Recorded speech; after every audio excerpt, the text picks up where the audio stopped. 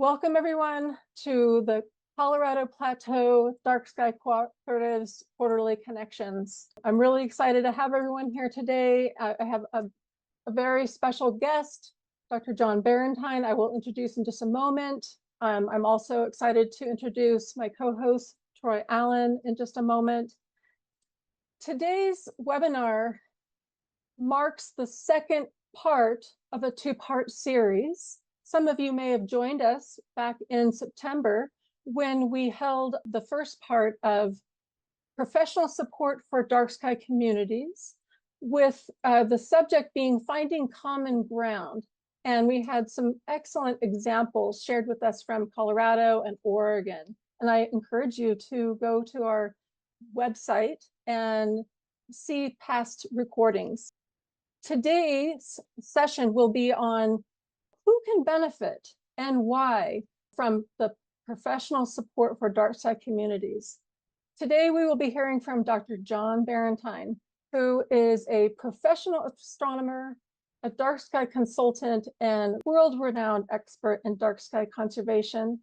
And I'm so excited to have this opportunity to have him share his experience and perspective after 15 years of working in this industry, working specifically with communities, with parks, businesses to help them achieve their goals. Today's Quarterly Connection is actually a very special one for me, not only because of our esteemed guests, but it marks the end of our third year doing these sessions. This is our 12th session in the series, and I have been wonderfully supported by a group of planners and dark sky visionaries. I'm so grateful to what I have learned from them and the camaraderie we have shared over the last few years. So I do have their bios at the bottom of our website. I encourage you to look at them, and I'm thank you to them.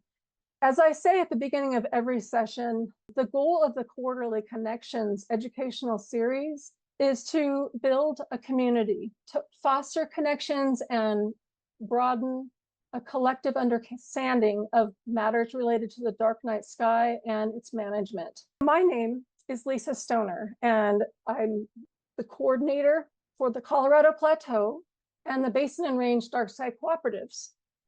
However, I do have some news. Some of you may be aware that my position is coming to an end, and it was my request to be the final presenter of our speaker today.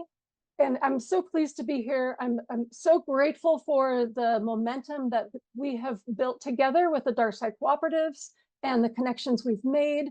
I am not going anywhere. I plan to stay fully involved with all future meetings for the Quarterly Connections and the cooperatives as we move forward in my personal dark sky advocacy, but yet in a new capacity. So I'm really excited. It is my honor to formally recognize the new leader for our dark sky cooperatives. He is my co-host here, Dr. Troy Allan. Some of you may have attended one of our past Quarterly Connections. He was a speaker and on the topic of dark night skies for mental health and well-being. So I encourage you to look at that recording. He's based out of Richfield, Utah, and I'm very excited to see where Troy will where he and his team will take the dark sky cooperatives. I think his background in social support, human health, and rural experiences will open new doors and important connections for the dark sky movement. I also want to acknowledge Dr. Jordan Smith, Director of the Institute of Outdoor Rec and Tourism at Utah State University, for his support of the dark sky cooperatives over the past few years and supporting this valuable educational series. Of course, this was in cooperation with the National Park Service, Natural Sounds and Night Skies. Many thanks and kudos to both. And finally, I want to thank you all for joining us, for growing this community, sharing the word that we are doing these webinars, for your effort and commitment to preserving dark skies. Thank you for that, for everything that you have done in the past. As we move into our presentation, if you have any questions, please add them to the chat as we go through, and Troy and I will be monitoring our chat. Dr. Barentine has about a 40-minute presentation he's prepared today, and we will go into questions and answers at the end. I'm so honored to turn the time over to Dr. Barentine. Thank you, John. Thank you, Lisa, for inviting me to come give this Quarterly Connections. It's really an honor to be invited back, and I just want to publicly thank you for everything you've done for this movement and this organization and these activities over these last few years. We're glad that you're still going to be part of that community, but I do want to recognize you for all you've done for us. So thank you for that. So without further ado, let's go ahead and get into this. I'm going to start my screen share. And as Lisa suggested, I've got about 40 minutes worth of formal presentation, but I don't want to go too heavy on that. I want this to be more of a dialogue, and also want to hear from you all and some of your experiences with this topic. And it's an extension of this idea of what can dark sky communities, whether they're recognized with that label or whether they're just doing all of the right things to support dark skies, what they can do to ensure that there is real benefit for people in this. And a lot of that focuses on rural economic development, which is something that I've come to learn in my experience doing this work now for several years, starting off on the science side of things, but gradually moving into areas like conservation, public policy, supporting things like lighting ordinances. And then even though I'm a little out of my element in that I'm not a person who has ever run a night sky tourism or astrotourism enterprise, I am a small business owner and have come to appreciate what it takes to get something like that up and running too. So the way I'm going to do this, without having slides that are too text heavy, is I'm going to frame this in 7 questions, and I'm going to go through each of these. I'm going to show you some kind of headlines on the screen that are a jumping off point for the discussion. And I think we should probably start with a definition of what this is, because it sometimes comes up, what are the boundaries of astrotourism? But these are kind of the common questions that I get in my practice now when people want to learn more about this and decide whether it's right for their communities. How do people benefit from this? What do we know about its potential, including its economic impact or revenue potential? What kinds of concerns do communities communicate about bringing this kind of tourism to their areas? What are the sort of qualifications that people need who want to pursue these enterprises? Is there a way that we can make this really, truly sustainable? And that's a point that I put in quotation marks because there's not even agreement on exactly what sustainability means.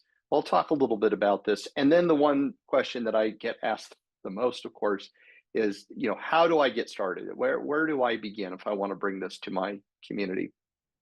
So let's start with that definitional question, because it matters for more reasons than you might think. And I can tell you that there doesn't seem to be a really precise definition of what astrotourism is. And in fact, I am leaning less on that word now than I was, say, 5 years ago. And I'm talking more about nighttime tourism. But it's important to make a distinction between how we normally think about this in a rural setting with a dark sky resource versus how I'm also hearing people in the tourism industry and in tourism academia talking about night tourism, because sometimes they intend that to refer to an urban context. Increasingly, you're seeing, in some cases, very big cities designating, like, for example, London in the UK has a night czar who's responsible for developing a night economy in the city. And that really has nothing to do with the nighttime environment. It really doesn't have anything to do necessarily with the night sky or anything like that. It's more daytime sort of economic activity that spills over into the nighttime hours to sort of extend the day, as it were, for tourism activities. But it's in a city context, and that's really not what we mean when we talk about this, because our context here is dark skies, and this is a tourism resource unto itself that people are coming to see.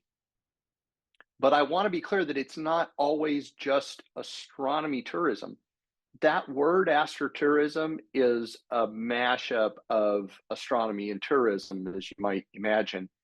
And although traditionally the focus has been on the astronomy part, we are seeing people branch out into other kinds of activities that are not strictly oriented to astronomy or the night sky in particular. So I say here, it's more than just star parties. Even if an astrotourism enterprise is really oriented around the night sky, and even though traditionally that has meant pairing visitors with telescopes and knowledgeable guides to show them things through the telescopes, people are doing really interesting things beyond that.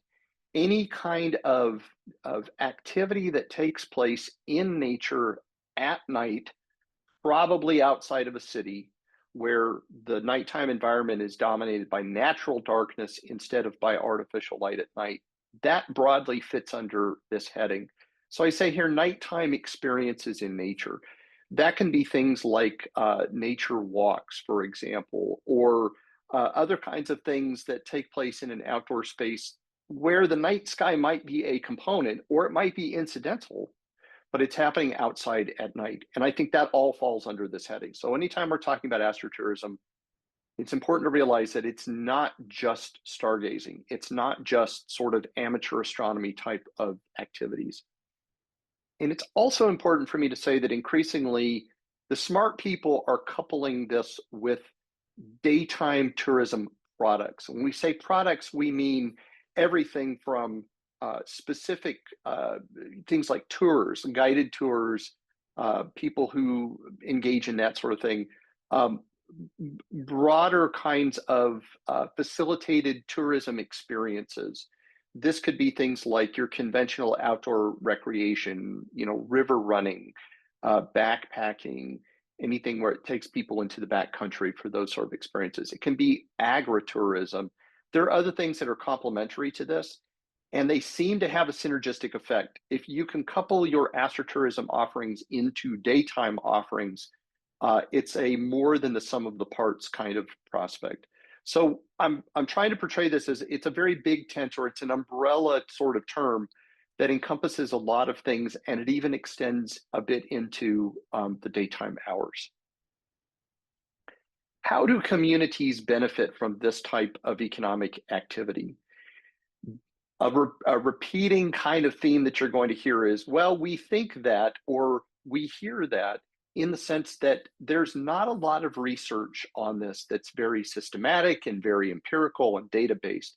Instead, we have a lot of anecdotes. And I've talked to a lot of people who are in this industry in one way or another. I've talked to a lot of people who are in outdoor recreation generally, or are in conservation, park management, that sort of thing. And this is sort of the combined messages that I get from this. What people think is the value to communities for astrotourism, because the hope is, of course, that not only is it a sustainable business enterprise, but it's also something that benefits people. If it doesn't benefit people, it's going to be hard to get something off the ground that is truly sustainable. A repeating theme I hear is that it helps move some tourism from the on-season to the off-season and the shoulder seasons. The reason for that is, for most places, unless your main tourism offering is something like skiing, your tourism on-season is likely to be the summer. That's when most people are taking their vacations. They're going to places like national parks and the like. That's also when we see really the biggest impact in the way of visitation, to the effect that it almost becomes a problem in some areas because the numbers of tourists are so high. But summer is also the time when the nights are shortest. And even if the weather is good, you have just fewer hours during which you can engage in these activities. And because we find that a lot of astrotourism activities are oriented towards the earlier evening hours, you just have to wait later for the sky to get sufficiently dark to be doing these things. So as a result, you really benefit more from running these programs in the winter when the nights are very long, or even in those shoulder seasons. So for example, people might come to see your fall colors in September, October. They're just off the peak of visitation in the height of the summer. These are people who, maybe don't have kids in school, that sort of thing. They're looking for times when there are fewer crowds, but they don't want to be out there in the winter when it's cold. So they'll come to see something like that. This becomes an important add-on that might attract a little bit more of the crowds away from the summer peak, and be a benefit to the local businesses that sustain tourism economies, where otherwise they reach kind of a doldrums in the middle of winter, when the visitation reaches its minimum. We also think that the average visitor spend is higher.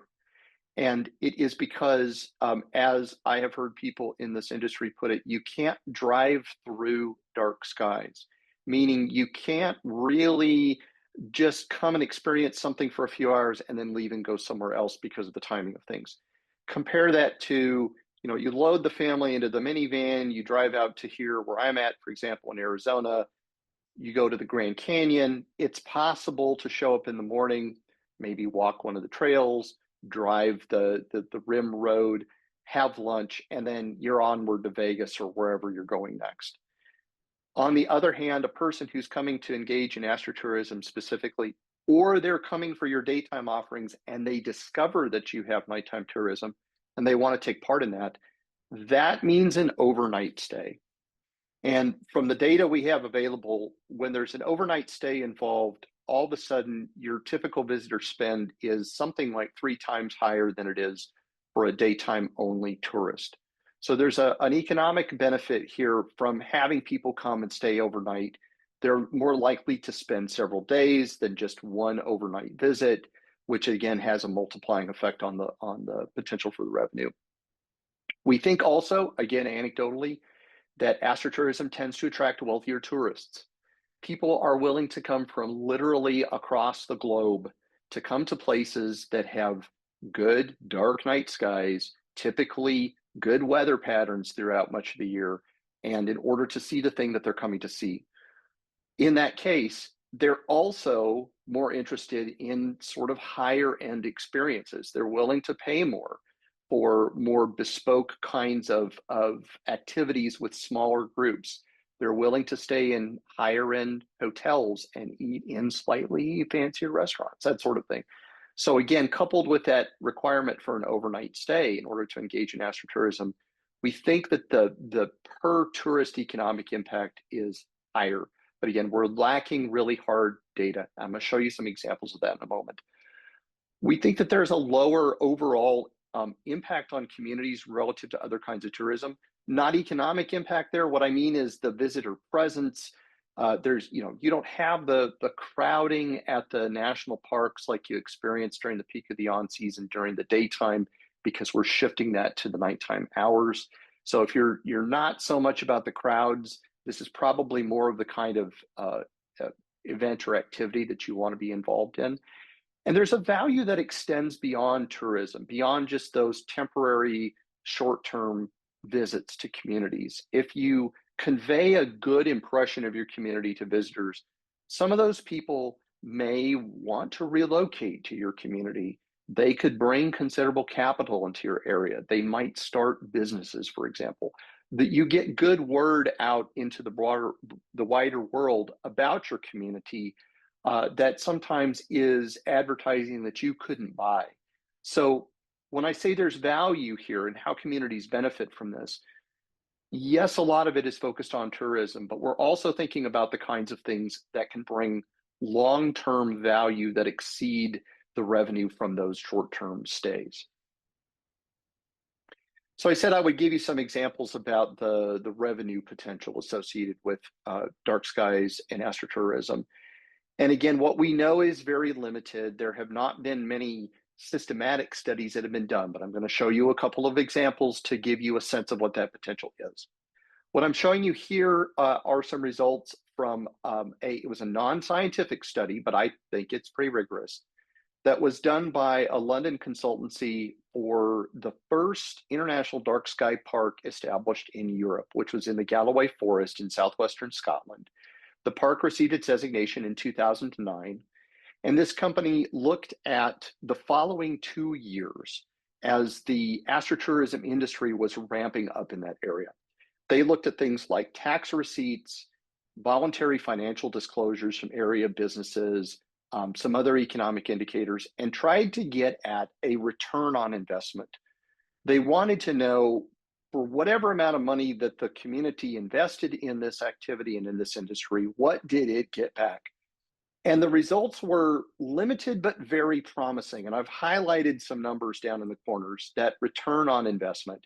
So again, limited, they looked at 35 businesses that catered to tourists in some form or fashion, whether they were tourism operators, hoteliers, restaurants, et cetera. And they asked them what their direct investment on their business related to dark skies, not generally, because there are other kinds of tourism in the area, but about dark skies, was relative to what they understood the economic value to be as the return on that investment. And they found that it was 93%, which is an incredibly high number. If you're like me, your retirement account is not getting 93% return on investment. I cannot tell you that this is how it would work everywhere. I don't know whether this is a typical number, but the fact that at least in this limited example, there is a potential for a really strong ROI, to me, this is very encouraging. Again, we don't have a lot of this data, but the limited amount we do suggests that this is a good investment. We can also get at this by looking at modeling. Some of you that have dug into this may have already come across this study. It's sort of the example that we hold up when people ask us how this might work on a regional scale. This is some work that was done by two economists at Missouri State University and published in 2019, which is very important for reasons that should become obvious momentarily, where they took economic data that they gathered on the Colorado Plateau in the first years of the 2010s. And from that, they created an economic model for the following decade. And we're now right at the end of that 10-year forecast period.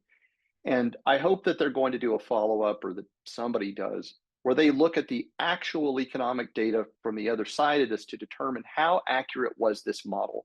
And therefore, could we export this model to other places and get reliable results? So they took those inputs, they threw it into a tourism-based economic model for the region, and they found that in the following decade, they expected that the value of dark sky tourism in particular would be worth something like a little over $2 billion of activity in local and regional economies, and the support of about 10,000 or so jobs a year. That was a little surprising to some of us. It seemed like big numbers. And I'm not an economist, so I'm not in a position to really dissect their model, but reading the paper, it makes sense to me. Of course, what this didn't account for was the pandemic, which is a big perturbation to the model that they could not possibly have anticipated when they published this. So their forecast here did not include the impact of the pandemic. And on the one hand, in 2020, 2021, obviously there was a drop off in tourism generally around the world, as well as in the West and in the United States, that was related to the lockdowns and everything associated with that. But we were reading, at least in the media, that there was an anticipation that there would be a rebound on the other side of that. People were getting tired of being inside all the time. They wanted to get back out there. They were interested in unconventional tourism experiences, interesting ecotourism kinds of things. And astrotourism was thought to be one of the things that was going to see a bump as a result. I just don't know. We don't have data yet to know whether that was in fact the case or how close this model came to reality.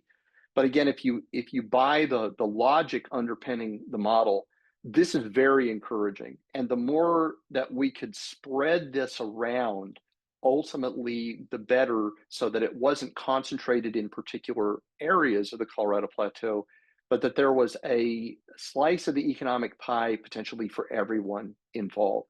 So again, limited information, but what we have is, I would say, is pretty encouraging. So let's say that a community or an area in the region goes down this road and decides that they want to develop astrotourism or other kinds of related activities that are intended to benefit the economy of their town or their area. Certainly people bring up concerns. They often want the benefit of the tourism for economic purposes, but of course they worry about what that will do to their community. Does it change the nature of the community? Does it create externalities, problems that they have to solve associated with that in order to make this all work? These headlines here are some of the things that I hear pretty often in areas that people are trying to develop it where there's not already an existing agritourism industry. First and foremost among those things is accessibility of locations. If you want to hold outdoor activities at night for visitors, you have to have a space to do it. We are blessed with abundant public lands, for example, out here in the West, and lots of space to accommodate these activities. Of course, you have to make sure that you have permission to conduct those activities on those lands. If they're public lands, you're going to need permits. If it's on private land, you need to make arrangements with the landowners in order to be able to do that. You need to have good horizons to be able to see the sky very well. If you're doing other kinds of nature-based activities at night, you need to have accommodation for that as well. So making sure that you have a space in which you can conduct your activities is sort of the first thing that people raise is, can we even do this? Availability of visitor amenities. Yeah, it's great if you're in an area where the skies are really dark. You're probably going to be far from major urban centers. Do you have enough hotel rooms in the area within a reasonable driving distance? Do you have enough restaurants, other kinds of facilities that cater to your tourism base? But also, when I say visitor amenities, think again, if we're talking about nighttime activities, it may be a little bit different than it is in a typical daytime tourism situation. For example, if you have people who are going to be engaging in outdoor activities at night, they may be out a little bit late. They come back to their hotels. Do you have late checkout times? Are the hotel operators aware of the activities that the visitors are engaging in at night? And are they trying to make it a little bit easier for them to do those sorts of things? So having an integrated view of this sense of amenity is really important, and remembering that some of this is very particular to nighttime hours. Does an area have an adequate workforce to support this, which is related to infrastructure? And of course, some of that is, again, are there enough accommodations? Are there enough restaurant opportunities? Is there a workforce to support that aspect of the infrastructure? But also, do you have a workforce that is adequately trained to support the nighttime activities themselves, whether they are, nature guides or people who have some astronomy knowledge? Is there adequate housing for them in a given area? We have housing concerns all over the country right now, but I'm hearing this particularly in rural areas, that they have difficulty recruiting and retaining people who have the knowledge to put on the astrotourism activities because they find that housing is unobtainable or property values are excessive. So if you don't have people who can do that aspect of the work, it's going to be very difficult to set up a successful enterprise. Do you have adequate opportunities for people to engage in daytime recreation? Half the park may be after dark, but the other half is during the day, and you can't expect that your astrotourists are simply going to sleep all day and do all nighttime activities for the duration of the night. So they're going to want to do things during the daytime that are at least as interesting and engaging as what they came for to see at night. Some of that can be traditional or sort of conventional daytime activities like outdoor recreation in places like national parks, but it could be of a cultural nature. It could be historic sites. Can you bring in these other elements that make a place interesting that will give people something to do sort of no matter what the time of day is? There are concerns around dark sky protections. And what I mean by that is, do your populated areas have lighting ordinances or other kinds of guidance towards good outdoor lighting practices, so as, again, to make sure that you don't do damage to the nighttime environment or the resource that people are coming to see? Can you make things sustainable by preserving your dark skies? Do you have a local commitment among your population to that, or is that an afterthought? And lastly, again, about the locals, are they going to be supportive of your enterprise? Are they already suffering a sense of oversubscription in terms of tourism? Over tourism can backfire in communities. It can create a sense of resentment among the locals towards the tourists, even if they understand that it's an important part of their economy. So that's a theme that you're going to hear again in a little while when I talk about getting this started, is making sure that you've got local buy-in in order to make this a success. So if you are an entrepreneur or a local dark sky committee of whoever, and you want to set up these kinds of activities in your communities, what are the sort of prerequisites? What are the qualifications in the people and the organizations that are needed in order to be successful in setting up astrotourism? You know, it goes without saying that you've got to have some business experience or knowledge in order to run an enterprise. If you don't have that, all the dark sky or astronomy knowledge in the world really isn't going to help you get started. So that I almost assume that as a prerequisite, that you already have some sense of what it takes to get a business up and running.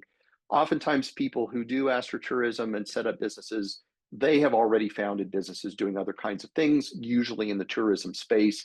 And this is a new application of a broad set of foundational knowledge that they already have access to. But I would say that they also really need to know the local area well. So if you're not from an area, but you look on the map and you say, wow, it looks like that's a really dark area, they don't seem to have any astrotourism already, you know, I might think about relocating there to start up a business. I really think you have to have some familiarity with the community, insofar at least as gauging what their willingness is to accept this kind of tourism activity. Maybe they will be very welcoming of it. But I say not only familiarity with the community in terms of the people, but you also need to know, again, the places. You know, what's the weather like there? How many clear nights a year can you expect? Where are the good places where you might conduct your nighttime activities? It's good to have that really local Oh sense of yeah. the facilities before you go jumping off. You need to have some technical knowledge of the night sky, although you need not be a trained astronomer by any means.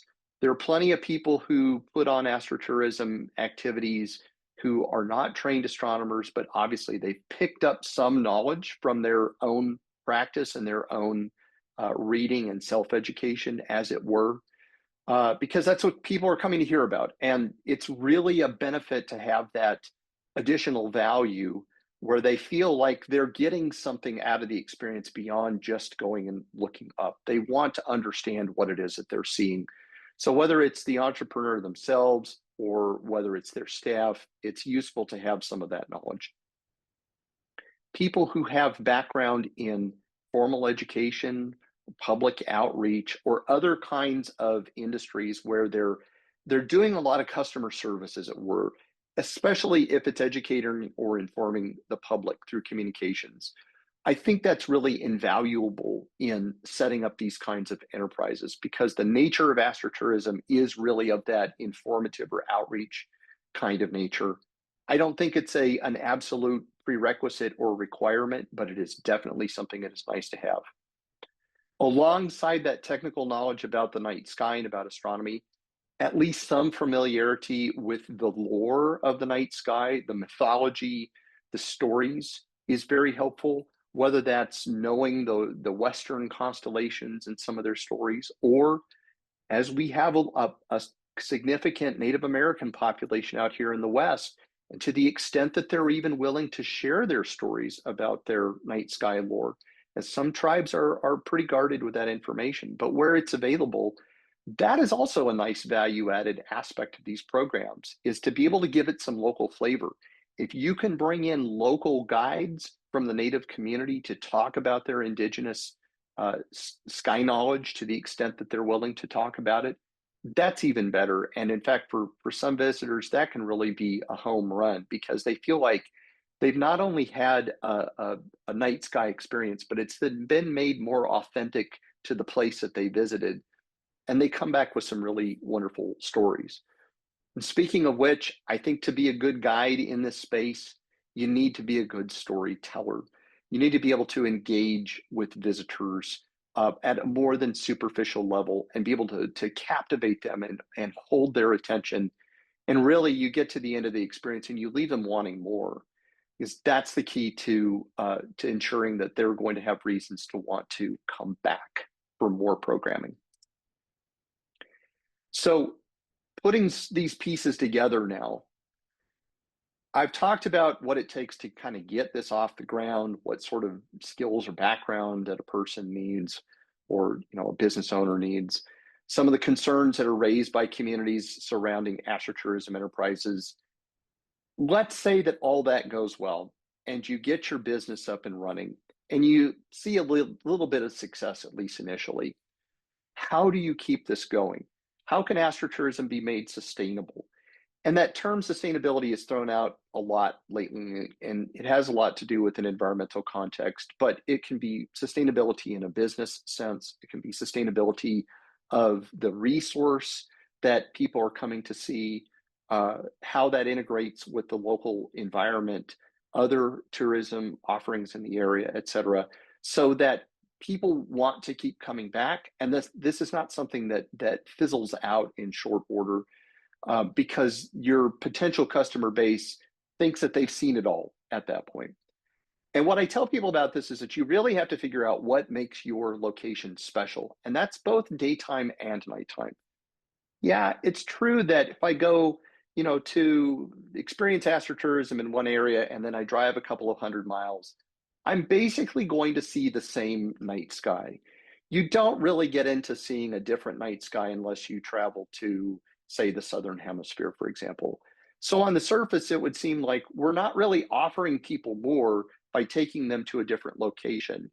Maybe the immediate environment's a little bit different, but the night sky is the same experience. But the kinds of offerings that you might have is different depending on where you go. So for an example, an idea that I don't think anybody has tried, but I think would be fabulous if it were available, is imagine an area out here in the West where you have natural hot springs, and you could make it safe for people to go soak in the hot springs at night while they're looking at the night sky. Right now, I think that would be unique if it existed, because I'm unaware of it anywhere. That's the kind of thing that would set your location apart from others, not only in the West generally, but in the region, on the Colorado Plateau, or if you're further afield. But it can also be daytime, those daytime tourism offerings that make your area distinct, so that if a person who might have already come from halfway around the world to experience a night sky quickly realizes there's a lot to do in an area, to stay there for several days, to go from town to town to kind of check out what they offer, and then go and have a similar experience at night, but maybe each place adds a little bit to that makes it unique, so that the overall experience is one that is diverse, even if the sky that they see is the same from night to night. So really focusing on what brings tourists in and what keeps them is important, so that they have that sense of an overall good experience in a holistic sense. But at the same time, I've talked about things like, adequate dark sky protections, good outdoor lighting practices, ensuring that the thing they're coming to see doesn't disappear over time, whether that's because the tourism infrastructure is building out and is involving more light, or that there are other kinds of activities and operations that go in an area that might bring in light. There needs to be a balance to make sure that the locals and local officials in particular understand that there's a benefit to their economy, and it's essentially coming for free, and all they need to do is keep the conditions that they already have. I understand that there's a balance to be struck in communities, because there are a lot of daytime industries that may be very important to local economies. Can we make this all work in a sustainable way so that we can have those other kinds of industries and facilities and operations that are not making an undue burden on the nighttime environment because they're bringing a lot of new light? Of course, involving locals from the very beginning, cultivating a good sense in the community that this is something that they want, that it's beneficial in a net sense to their community, and that you're not creating a burden on them. And again, that sense of complementarity in tourism offerings, so that there's a synergy between daytime and nighttime, realizing that you're not in competition for tourists, even among astrotourism enterprises in an area, because you've staked out what makes your offerings really unique. You put all this together, it starts to look a lot more sustainable in the sense of the multiple dimensions of that word. So this is where I'm going to close. And this is again, the question that I get asked the most often. Let's say you work through all of this. You've allayed these concerns. You've got your resources together. You know you have a good place for this kind of activity. The locals are buying into it. They think it's a good idea. How do you get started? A lot of this takes place before you even form the business. And anybody who's been through the process of founding a business knows that you have to have things like a business plan. You've got to have a good pitch. You probably will need some capital to get started, whether that's from investors or want to go get a bank loan or something like that. All that will come in time. But before you get there, there's some things that I need you to think about in planning what this is going to look like. And it starts with doing your research, understanding your customers or your audiences. And your audiences include your locals, and your customers include people who may be located far away from your area. So it's not just people within a day's drive, for example, but what about the people who will come in from overseas? How far are you away from an international airport? How are they then going to get from that international airport to your area to engage in your tourism? Do you really understand what their motivations are? What sort of means do they have access to? How long do they typically want to stay? Can you cater to all of their desires given these other considerations like daytime opportunities? So just really getting to know who those people are, what they want, and how much they're willing to go to get it, I think is really important. But that also helps you think about, start thinking about things like marketing. How are you then going to advertise yourself to the world? I think you also need to think about what your programming is. What are you offering to these tourism participants in the way of these nighttime activities? Will it be conventional star parties? Will it be something different? Those nature walks or other kinds of nighttime activities. So think through what that program looks like. Find your place. And I mean, not only a place on a map in a general sense, but in an area where you're going to develop your enterprise. Where are you going to put these people? Again, are they going to come to you? Are you going to organize transportation for them?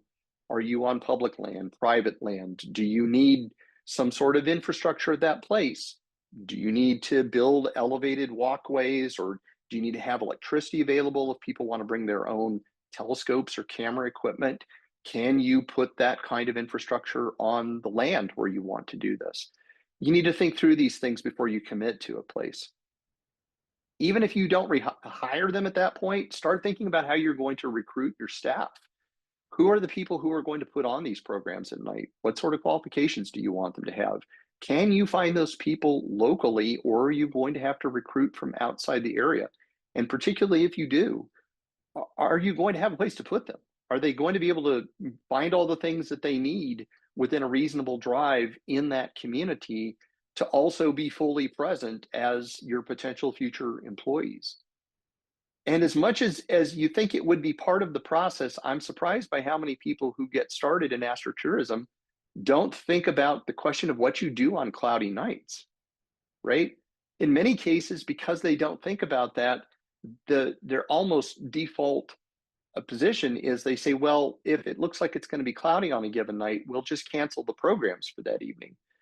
So number one, you're missing out on revenue from those nights, but also you run the risk of really disappointing people, especially if they only have a night or two to stay.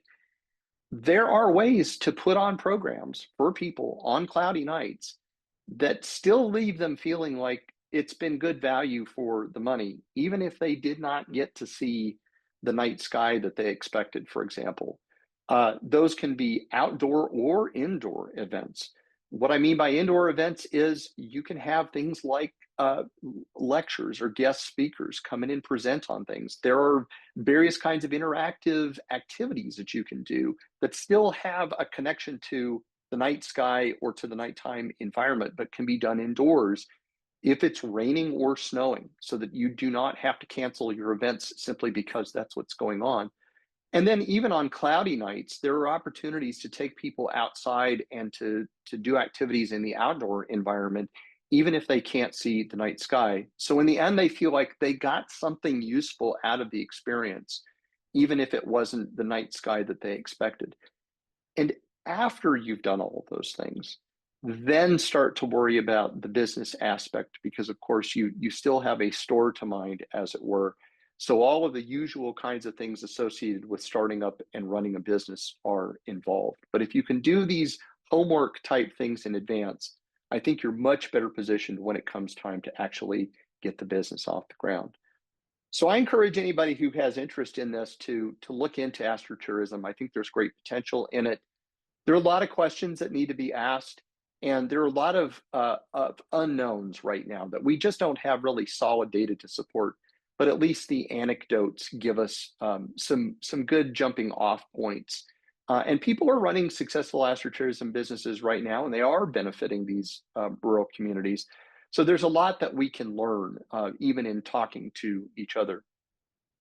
So with that, I'm going to leave my contact information up here for a moment. I'm glad to hear from anybody and connect with you. I thank you for your attention, and I'm glad to take your questions or hear your own experiences. Let's hear what those of you who've had some experience in astrotourism have to say about all of this. I can go first if everyone can hear me. Hi, Sarah. Hello. Absolutely. Thank you, John, for that excellent presentation. And let's jump into questions. Sarah, please go ahead. I would love to hear your question. John, I was really excited to listen to this actually and just kind of get some insights from you. I'm in Big Bear, California, which is down south. So most of our visitors are from LA, San Diego, Orange County. So really urban areas that I think don't get a lot of dark sky experience where they are. So we've been kind of experimenting with different dark sky activities, and they've really paid off, like little things that we didn't really think would catch on, like the night hikes. People come out, and like you said, even if it's a little bit cloudier, people love getting outdoors at night, and Big Bear doesn't have a ton of after dark activities. So I was excited to hear that you thought that this was kind of a lucrative economic selling point too. We launched Skyfest Big Bear last August as kind of an experiment into astrotourism and dark sky conservation. And putting that together, initially I thought I would be begging people to show up to, telescope stargazing and a night hike and, a sound bath under the stars. And it was really successful. So I was just going to say, if you think it's not going to be big or worth the time, I'd say do it anyway, because we were really surprised and pleased with the outcome. I'm really glad to hear that, Sarah, and thank you for telling us about that. Big Bear, that's a great point because of the relative proximity to places like LA, right? And I worked with the people at Joshua Tree when they were going through their certification process with Dark Sky International about 10 years ago.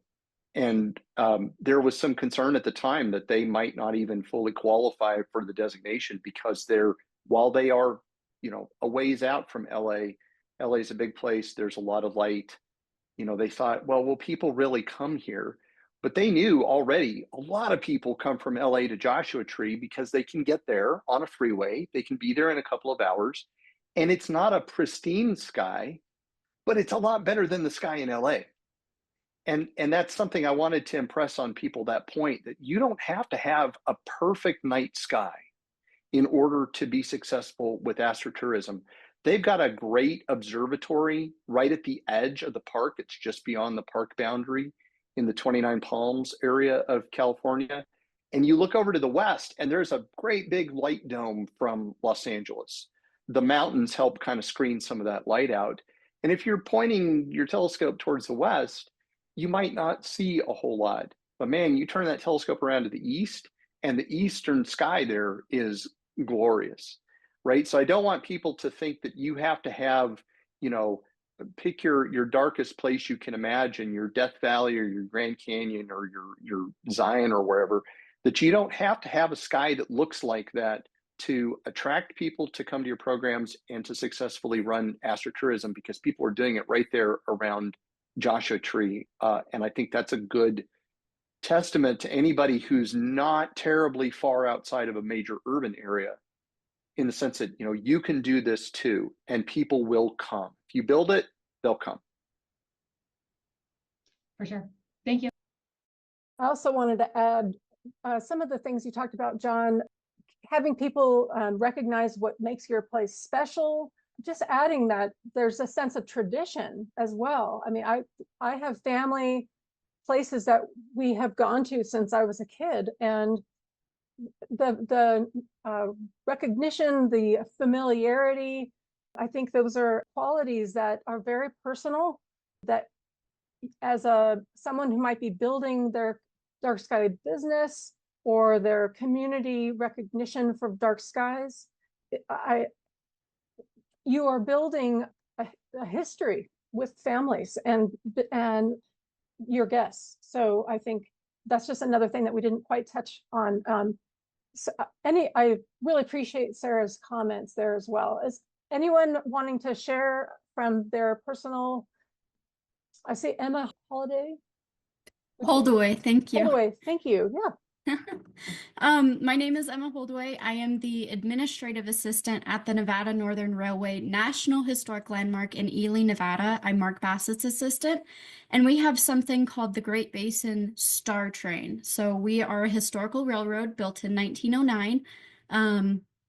And we take our historic diesel locomotives and we take you out into literally the middle of nowhere and drop you off and look through the telescopes. And we used to do this in partnership with Great Basin National Park and their Star Rangers, and they came and they did an amazing program. And unfortunately, when we had the government layoff, we lost the Rangers. So we hired an astronomer, and unfortunately, it wasn't the best fit for us. But we are still just trying to push through and learn and figure out how we can make this such a valuable experience and keep it going. We have another train as well if people can't make it to the star trains, called our Sunset Stars and Champagne trains, which we do a similar type of program with as well. We have interns from Caltech helping us with the star train, and it's been a pretty good program, but we are taking all the notes we can and trying to get our community more involved, because unfortunately our community, the railroad was the money makers. They brought the copper into town. We are a mining city, so tourism is kind of a iffy thing for our community to realize. So I definitely appreciate those pointers, and we're very excited to be a part of this. Emma, that's such a wonderful example of what makes your place unique. I'm really glad you're here.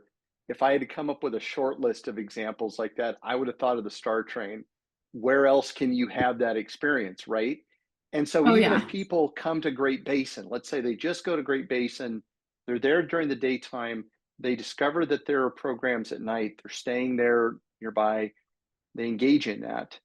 And by way of that, they discover the Star Train, and all of a sudden they're thinking, oh, I think we should extend our stay. I think we should be there and go have that experience, because we can't have that experience anywhere else.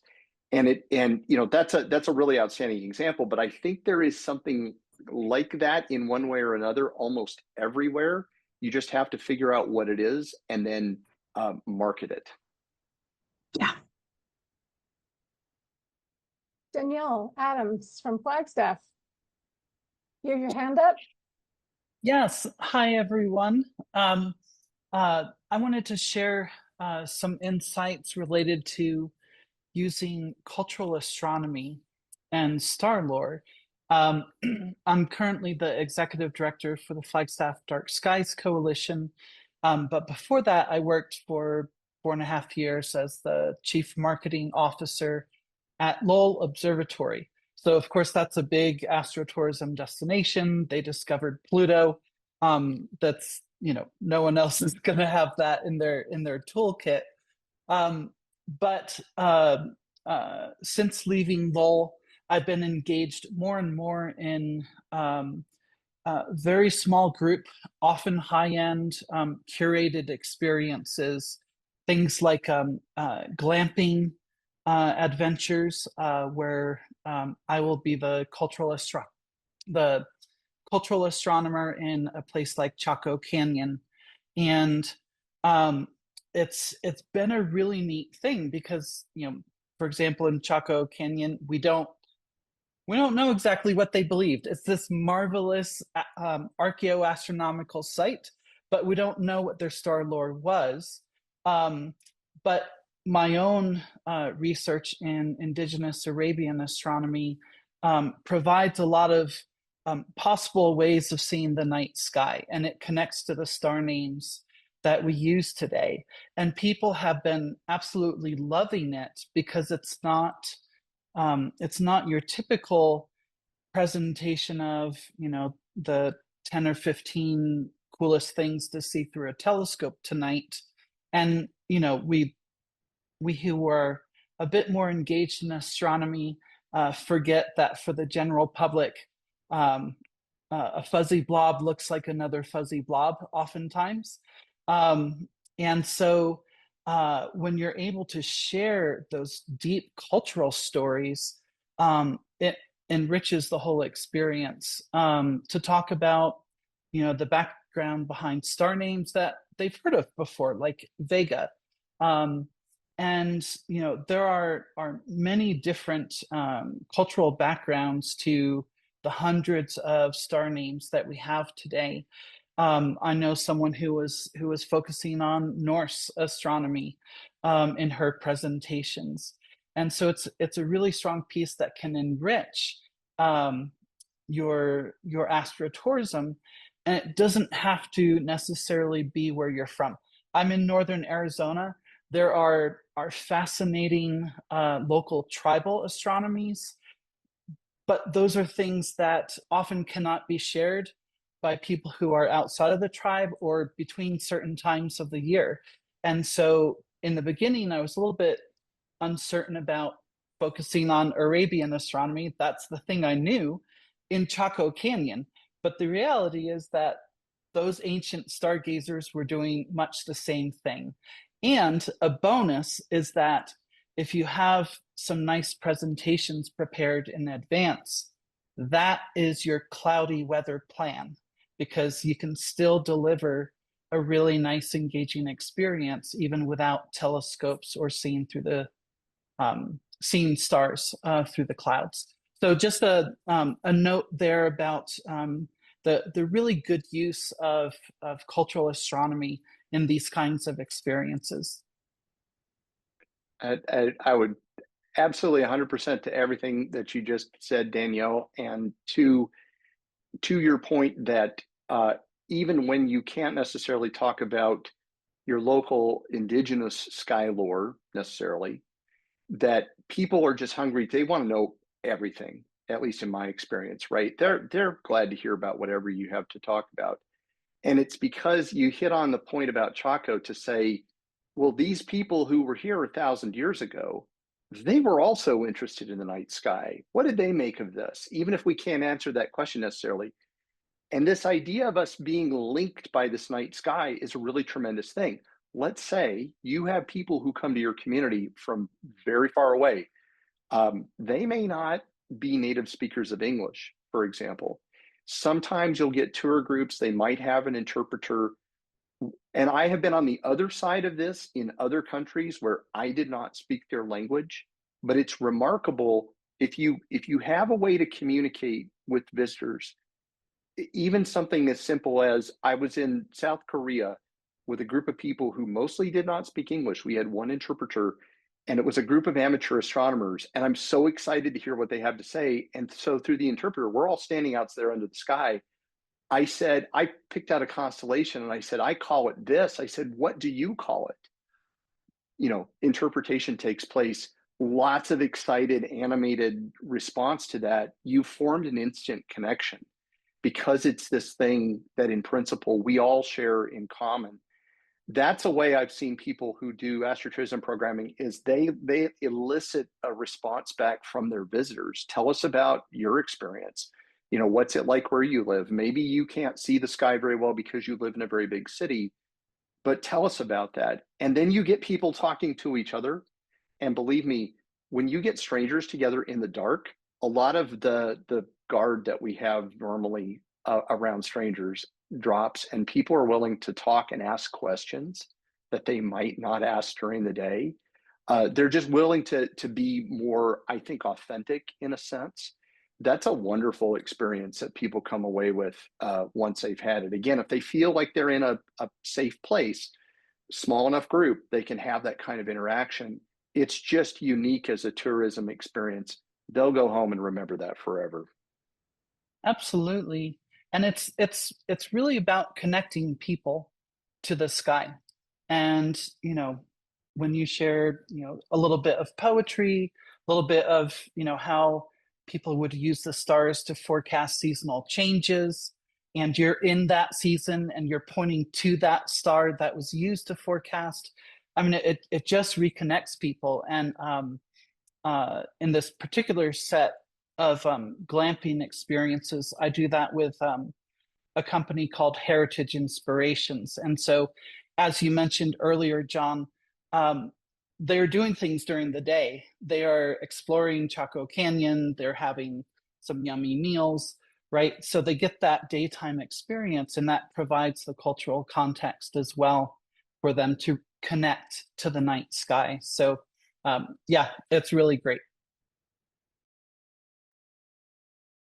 Thank you, Danielle, for those insights. And John, one other thing that we have talked about over time, and I've heard you express your perspectives on how to incorporate more of a regional network. In your presentation today, you really covered a lot of the specific questions you might receive from individuals, for leadership, from businesses, community members.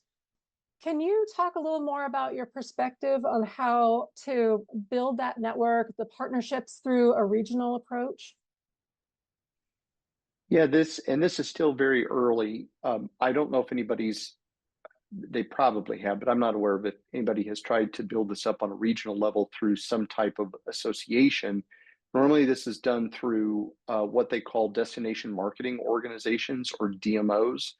And you know, think of your local visitor and convention bureau, or whatever it's called, your local tourism office. That's what a DMO is. That's their job, is to do the marketing for your area across all sectors of tourism. But sometimes you get these associations, these DMOs spring up around things like agritourism, for example, in an area, and all of the groups that participate in that form of tourism are joined together. They're in a way they're competitors, but in a way they're also not, because of the unique quality of whatever it is that they individually offer. And there's a realization that there's strength in numbers. So I keep waiting to see something like a DMO that's specific to astrotourism pop up somewhere. I really think that because this tourism sector is still fairly new, that there's not really a sense of competition among the operators, and that they have much more to benefit in terms of working together and sharing best practice and what's working for them, because what they're doing is complementary and not really in competition with one another. So probably from a regional perspective, having something like a DMO for an area that's specific to nighttime tourism or astrotourism, putting together things like tourism trails where you link together multiple locations around astrotourism, or tourism products that you co-brand among multiple participants or by the DMO. That's probably a way to get at it. And I kind of feel like eventually, I feel like Utah is right on the cusp of this, and that some of those astrotourism operators that have been established for a while are going to try this, and then we'll find out if that's in fact the case. to continue on that just for 1 second before I go to Scott. Back to the economic perspectives, which I'm not an economist either, but one thing you have mentioned, John, is those DMOs, they have economic models that perhaps could be utilized to build that a better perspective on what are the returns on investment. Like, I just thought I'd mention that. Do you want to point out any more comments on that? Yes, and where you have an established DMO, you have access to so much local information, local data, that sort of thing. And I think it's probably right that you could use that to inform models if you had some economists to back that. The main thing is that we're lacking good models because we don't generally have the kinds of inputs that we need for them, and that needs to continue to develop. But I think we have access in communities to the kind of data that would feed them. So it's perhaps a chicken and egg issue right now. If you're an investor, you really want to know what the potential payback is here because that's what you do as an investor. And the people who are in a position to actually go out and do the work are at a loss to tell you exactly what that is because maybe they don't have the right thing to go into the right model. So these regional groups could be the bridge that helps solve that problem and get to more reliable numbers that will then give investors confidence that they're going to support a winning team if they do this. Oh, great comment. Thank you, John, for clarifying that. Scott next, and Steve Moore, I see your hand is up as well. John, I can speak a little bit to that here in Oregon. I do have a local DMO out of Newberg, Oregon, and it is right in the center of wine country here. And my personal business is that I operate a jet boat tour on the Willamette River.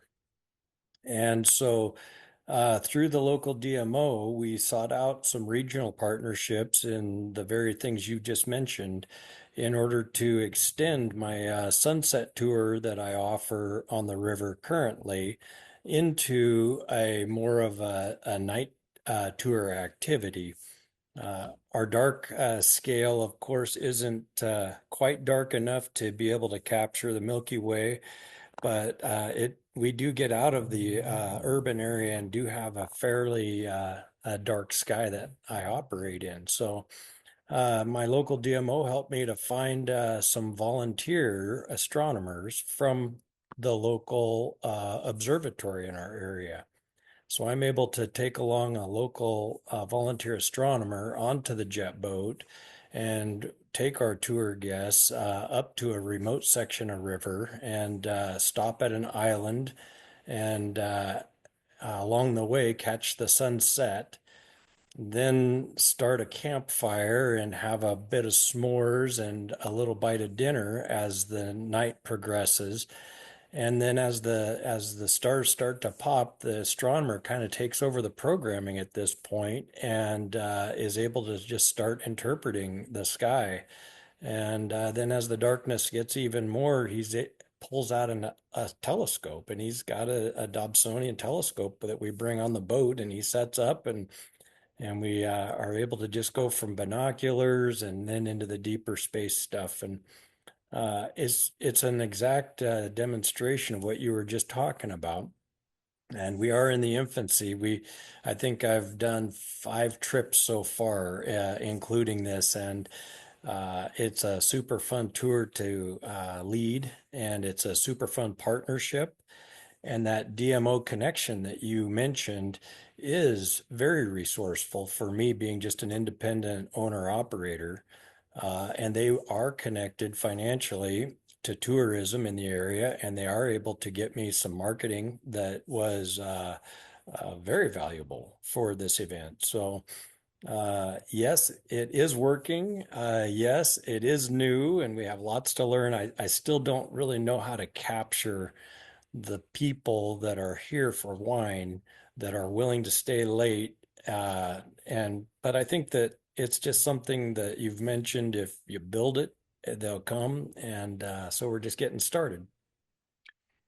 And you've given them what amounts to a unique experience, Scott. And In particular, what I want to pick up on that you mentioned is you start it basically at sunset, right?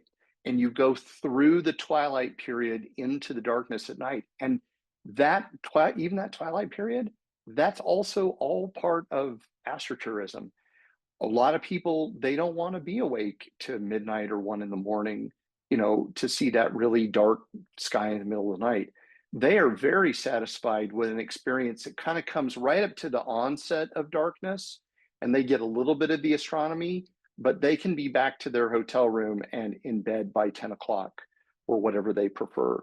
And that's appealing to a lot of people. So for everybody else, keep in mind that there's a lot that you can do with that twilight period, including using that to talk about the nature of twilight itself and the onset of night and the changes that are taking place in the environment and how much you can and can't see as the darkness progresses, and listening for the wildlife that's coming out.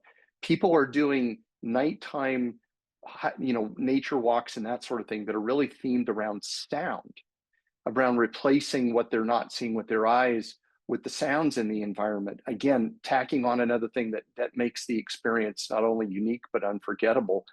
You throw a meal on top of that, man, sign me up. I'm gonna look you up when I'm up there next, because that sounds amazing. Agreed. Excellent. Thanks for sharing, Scott. That's really exciting. Can't wait to go back to Oregon. Steve Moore, would you like to share? Yeah, briefly at least. So, Scott, I'm also an Oregonian living on the other side of the Cascades in Bend. Um, and sometime when I come over into the Willamette, I'm going to look you up. That sounds like I want to jump on your boat. But anyway, one other thing I want to just mention, I was delighted to hear about the Star Trains, because I proudly worked at Great Basin National Park for about 8 years and 8 summers, and helped get that Star Train program started. I was on the very first Star Train that occurred way back when, but so that was a proud moment for me, and I'm glad to know that it's still going. Currently, I'm not an entrepreneur, and I'm not working for an entrepreneur, but I am volunteering for the Sun River Nature Center and Observatory, now called the Oregon Observatory. And we're a year-round operation, and if the sky's clear, they are not clear now here in Bend, but I'll be there tonight. And what is really impressive is even in the wintertime, we get a significant number of people, and many of them from out of the area, coming from Portland or other places in Oregon, some locals, but it's amazing the amount of attention. To the point about having a plan, the observatory does it really, really well. That if it's a night like what I think is going to happen tonight, a cloudy night, there is a program, a presentation that's done in an auditorium, and there's some very talented young people on staff there that do that. And then people, as they arrive, are given a choice that if if they want a refund, they'll be given a refund and go. But if they want to stick around, they can do that. They'll get the presentation. And then we always tell them we have hopes that it'll clear up, but if not, we'll give them a presentation about meteors with handheld meteorites, and we talk about how telescopes work and a little bit about their history. So there's always something given. So anyway, also I'm with the Sisters Astronomy Club. We partner with the local land trust, and so we'll give presentations in that partnership to land trust members or supporters. So there's a lot going on. I could go on, but that's my current involvement. Thank you, Steve. I see Mike Wiesner. You have comment? So I thought I would show a chart that speaks specifically to the economic benefits of a location becoming an international dark sky park. Back in 2014, Oracle State Park here just north of Tucson pursued becoming an international dark sky park. It became the first park in the Arizona State Park System to get that designation. And if I can show my screen, let's see if this works. I want to do that app. Okay. So can you all see this graph? Yes, Mike. So this is a 20-year graph of real data from Oracle State Park. 2014, as we got the designation, is right in the middle. So I've got 10 years before and 10 years after getting the designation, showing both the revenue that the park generated and the visitation. And there was, in the late 2010s, we had economic downturns, and that's why things went down in 2010 and 2011. The park was actually closed for a while, but once the park got opened back up again, we had a little bit of a jump back up. But then you see what happened after on the right-hand side of the graph. And of course, over in 2020 and 2021, 22, we had the pandemic. But this is a very dramatic demonstration of the benefit of becoming an international dark sky park to bring in those tourism people, those astrotourism dollars. So I share that with everybody. Take advantage of what you can get. Oh, that's great. That is really exciting and shows some important return on investment. Thank you, Mike Wiesner from Oracle. We Thank are you. closing in on our hour-and-a-half segment. So I do want to mention a couple of things. First, I think we have in the chat John Barentine's contact information. If John would like to share a little bit about the kinds of work that you do working specifically with communities, what are your primary things that you do for communities and businesses? Yeah, so it's sort of divided between working with municipal governments on lighting ordinances. That's a lot of what I do.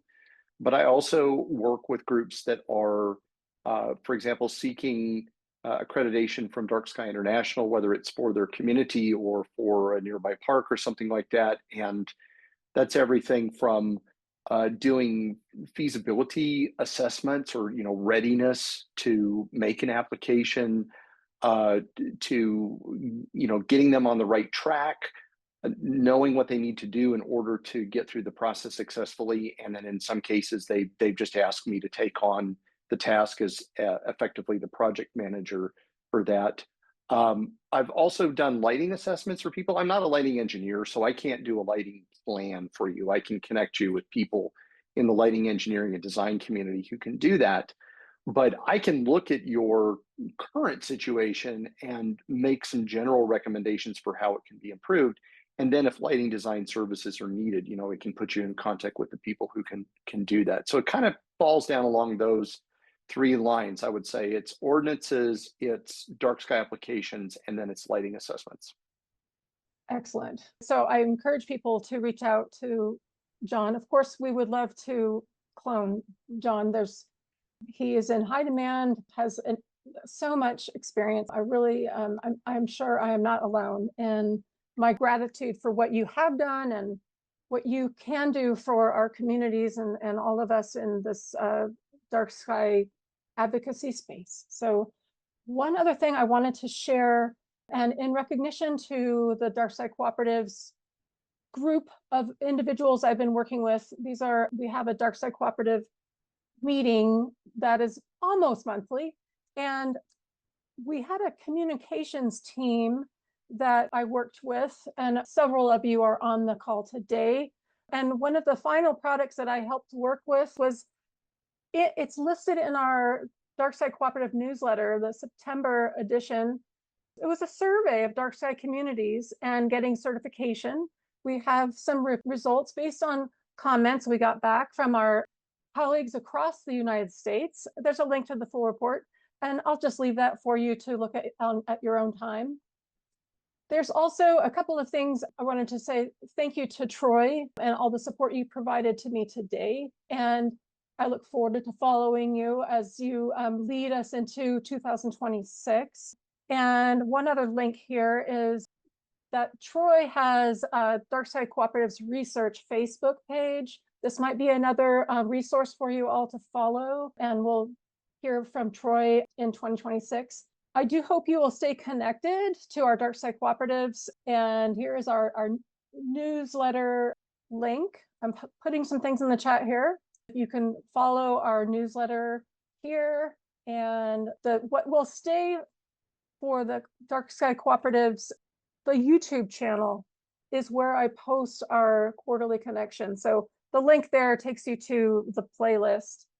And finally, before I finish off, we really appreciate your feedback for today's session. If you have comments that you really want to share, or if there's things that you would like to see in the future, we do have a feedback survey that I'm going to plug in here now. It would only take about 3 to 5 minutes. This is the same one I've been sending after every quarterly connection. So undoubtedly things will start to evolve. So I just want to give my sincerest appreciation to John and for everything that you have provided this group and your initial vision to have quarterly connections. I'm so glad that we've been able to accomplish what we have together. For everybody on this call, we will have the recording available by the end of this week and share it with others. And it's just really been a pleasure to work with everybody on this in this space. So to end today, just have a wonderful holiday. I look forward to seeing you in 2026. So thank you, everybody. Take care.